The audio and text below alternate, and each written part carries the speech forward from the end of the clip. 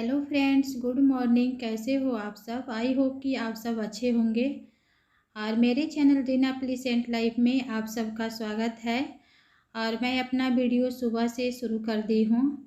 बच्चे स्कूल चले गए हैं और बच्चों के स्कूल जाने के बाद मैं अपना काम शुरू कर दी हूँ।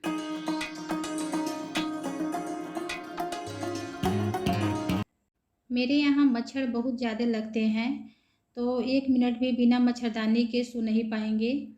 तो बिना मच्छरदानी लगाए हम लोग नहीं सो पाते हैं। और मच्छरदानी बहुत बड़ा होता है, इसको सबसे ज़्यादा फोल्ड करने में सबसे ज़्यादा परेशानी होती है। लेकिन किस तरीके से आप इसे फोल्ड कर सकते हैं, देखिए। पहले हम चारों कोना जो होता है, चारों कोन, इसे हम पकड़ करके और इसे हम इस तरीके से फोल्ड कर सकते हैं। और इसे फोल्ड करना आसान है, लेकिन इतना बड़ा रहता है कि देखने में लगता है कि कैसे फोल्ड करें। और ये बहुत ही आसानी से इस तरीके से फोल्ड हो जाता है। तो देखिए मैं किस तरीके से इसे फोल्ड कर रही हूँ।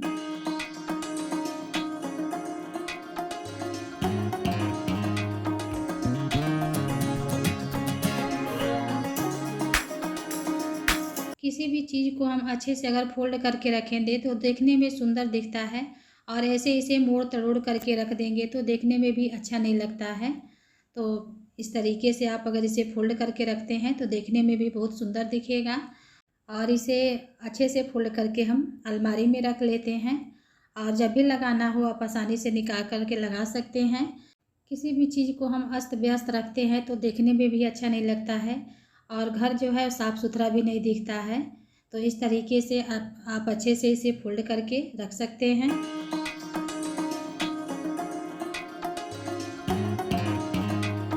बच्चे जब स्कूल चले जाते हैं तो सबसे पहले मैं बच्चे लोग का ही रूम का सफाई करती हूँ, ताकि बच्चों लोग का रूम साफ़ सुथरा रहता है तो देखने में भी अच्छा लगता है। और बच्चे जब पढ़ने बैठते हैं तो उनको फुल एनर्जी मिलता है पढ़ने में। अगर रूम अस्त व्यस्त रहता है तो बच्चों का भी ध्यान इधर उधर भटकता है और पढ़ाई में मन नहीं लगता है। तो इसीलिए बच्चों के रूम को खास करके साफ़ सुथरा ज़रूर रखें।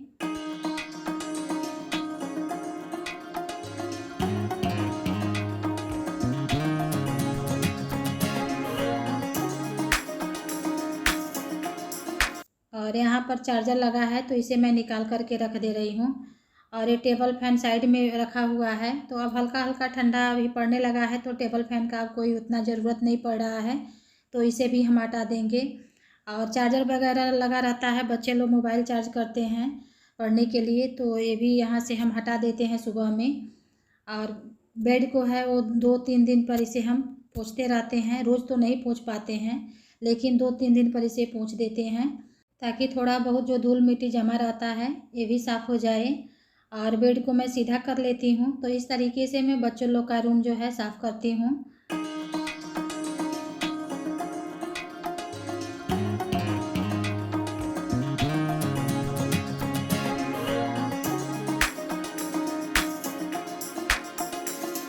और अब हम तकिया वगैरह लगा देंगे इस तरीके से। बच्चों लोग तो उतना तकिया नहीं लगाते हैं, लेकिन फिर भी बेड पर रखना ज़रूरी रहता है, देखने में अच्छा नहीं लगता है। तो तकिया लगा देंगे। और एक यहाँ पर छोटा सा टेडी बियर रखते हैं। ये बच्चों लोग का रूम है तो थोड़ा सा देखने में अच्छा लगता है, तो यहाँ पर एक टेडी बियर रख देंगे। और ये बच्चों का बेड जो है तैयार हो गया है। और अब हम स्टडी टेबल को साफ़ कर लेंगे। तो आयरन वगैरह रखा हुआ है, इसे भी हम पोंछ लेते हैं। सुबह में कुछ कपड़ा आयरन हुआ है तो इसीलिए यहाँ पर रखा हुआ है। वैसे तो जब अब मुझे टाइम मिलता है तो एक दिन पहले ही आयरन कर लेती हूँ, और टाइम नहीं मिलता है तो नहीं कर पाती हूँ, तो सुबह में करना पड़ता है। तो इसीलिए सुबह में आज आयरन हुआ है। और ख़ास करके स्टडी टेबल को तो साफ़ करना बहुत ज़रूरी रहता है, इसलिए कि बच्चों को बैठ कर के यहाँ पर पढ़ना रहता है। और जो बच्चे अभी पढ़ाई कर रहे हैं तो उनको पता नहीं रहता है कि कौन चीज़ कहाँ रखना है, तो इधर उधर फेंक देते हैं, इधर उधर रख देते हैं। तो जब तक पढ़ाई कर रहे हैं तब तक तो ये सब चीज़ समझ में नहीं आता है। जब बड़े हो जाएंगे और जब अपने करने को खुद पड़ेगा तो आप रूपी समझ में आने लगता है।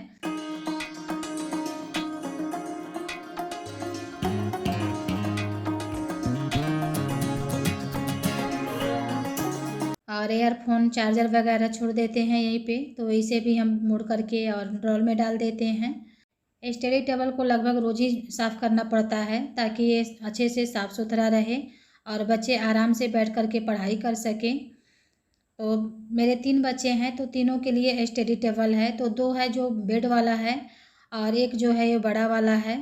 बेड वाला स्टडी टेबल है तो कहीं भी बेड पर लगा कर के आप पढ़ सकते हैं, वो आसान रहता है। और ये बड़ा वाला जो टेबल है इसे स्पेस बनाना पड़ता है रखने के लिए।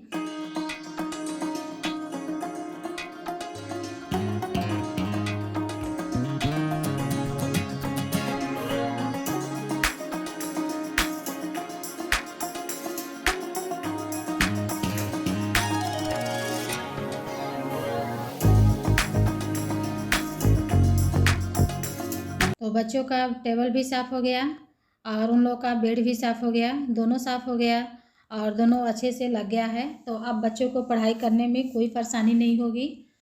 और ये देखिए टेबल भी साफ़ हो गया और बेड भी साफ़ हो गया है।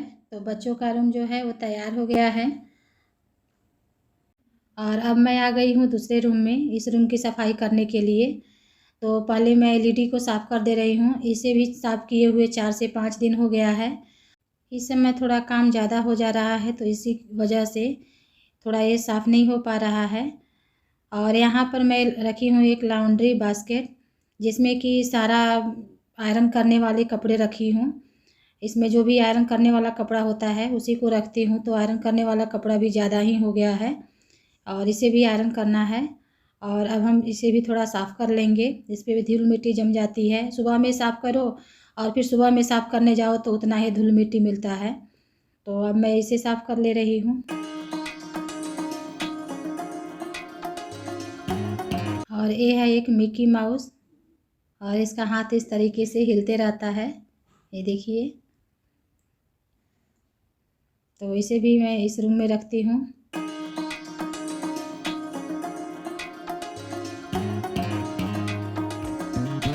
तो सारी चीज़ों को मैं साफ़ कर ली हूँ, इसे भी पोंछ ली हूँ। और अब मैं ये जो पेंटिंग लगा हुआ है इसे साफ़ कर लूँगी। तो ये ड्राइंग मेरी बेटी की है। ये जो भी ड्राइंग है ये गौतम बुद्ध का ड्राइंग है और यहाँ पर कृष्ण जी का ड्राइंग लगा हुआ है। तो ये देखिए ये सारे ड्राइंग मेरी बेटी की है, बहुत अच्छा ड्राइंग करती है। और यहाँ पर ये कृष्ण जी हैं।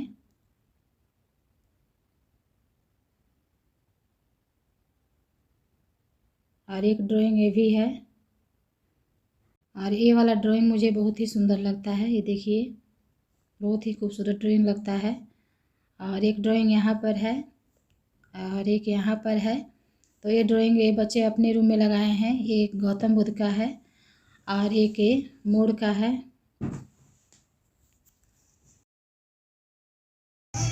और यहाँ पर माता रानी का विसर्जन हो रहा है, ये आप देख सकते हैं।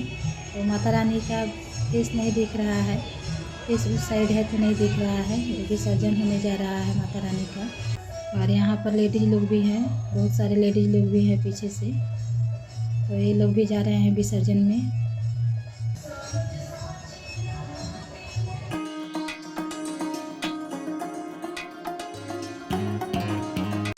और यहाँ पर बच्चे बैठे हैं पढ़ने के लिए और मस्ती भी चल रही है।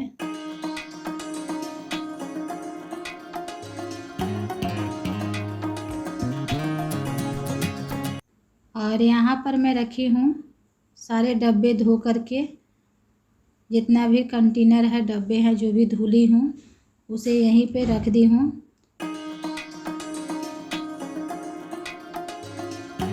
और अब हमें जो भी डब्बे धुली हूँ उस पर स्टिकी नोट्स चिपकानी है। यहाँ पर इतने सारे स्टिकी नोट्स पे लिख करके रखी हूँ चिपकाने के लिए, ये आप देख सकते हैं। और इसे हम डब्बे पे चिपकाएंगे ताकि पता चल पाए कि किस डब्बे में हम क्या रखे हैं। तो ये सब चीज़ों को पहले मैं साइड कर दे रही हूँ, उसके बाद से मैं बैठ कर के इसे आराम से चिपकाऊंगी, ये देखिए। और सारे पे मैंने लिख करके रखे हैं, जो भी दाल और मसाले जो भी हैं उसे हम लिख करके रखे हैं। तो एक एक करके इस डब्बे पे हम चिपका लेंगे इसे। और जो सामान नहीं घर में है उसे स्टिकिंग नोट्स को रख दूँगी, बाद पर चिपका लूँगी।